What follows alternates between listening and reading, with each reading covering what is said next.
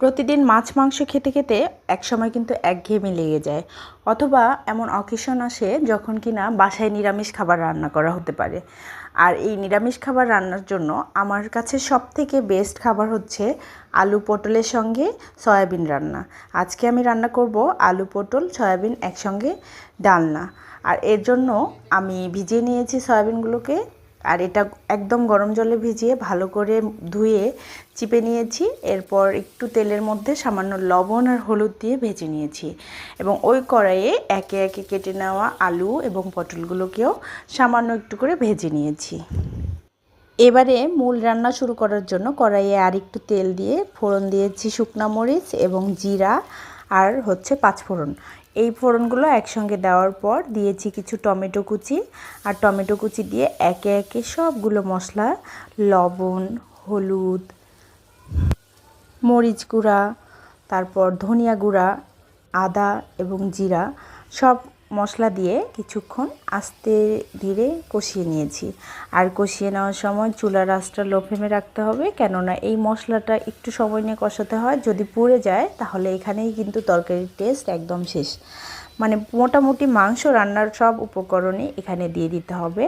এরপর মশলাটা কষানো হয়ে গেলে আমি দিয়ে দিয়েছি আলু এবং পটলটা।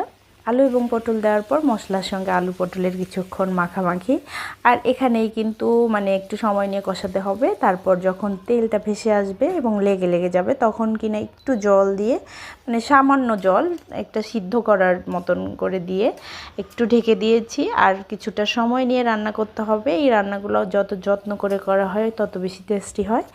এরপর মাঝে মাঝে এই যে ঢাকনা তুলে একটু করে নেড়ে নেড়ে দিয়েছি, আর এতক্ষণে কিন্তু খুব সুন্দর একটা ফ্লেভার এসে গিয়েছে। পটল কিন্তু নিরামিষ রান্না করলে এর কিন্তু ঘ্রাণটা অন্যরকম হয়। তারপর এই কষাতে কষাতে আমি দিয়েছি সয়াবিন ভাজিগুলো, আর সয়াবিন ভাজিটা এখন দিলে আমার কাছে মনে হয় ওই মাছের মতন মশলাটা ঢুকে যায়, মানে খেতে ভালো লাগে। এরপর আমি দিয়েছি গরম মশলার মানে গুঁড়া করে নেওয়া পেস্টটা একটু জল সহ দিয়ে আবারও একটু সময় নিয়ে আস্তে ধীরে কিছুক্ষণের জন্য কষানো। আর এই কষাতে কষাতে আপনি বুঝে যাবেন যে ঝোলটা দিতে হবে এখন, মানে তরকারি লেগে যাবে কড়াইয়ে।